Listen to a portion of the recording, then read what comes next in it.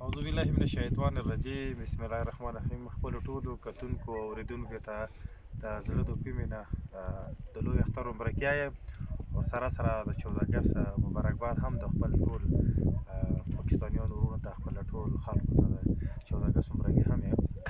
نن موږ ګوي ته راغلي یو. د کورمې یوه علاقه ده، ډېره ښایسته علاقه ده. موږ د افغانستان بارډر باندې دا مو پرته ده علاقه. ډېره ښایسته علاقه ده، د امن وړ علاقه ده، د چادو د لوړو د غرونو علاقه ده، د نښترو علاقه ده.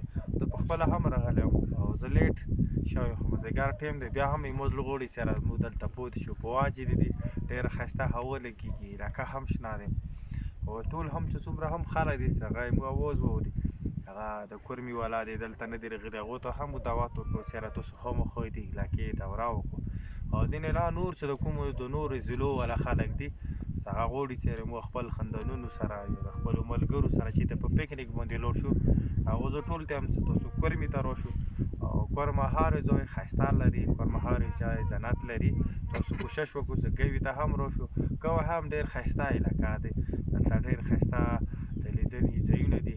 دلته به تاسو وکړو تاسو د زړه د خوشحالي دپاره به الله تعالی ډېرې ښایسته ښایسته نظارې جوړې کړي دي. د ټول هم خلکو ته چې خامخا چکر ووایي، ګوي ته راشو، کورمې ته راشو.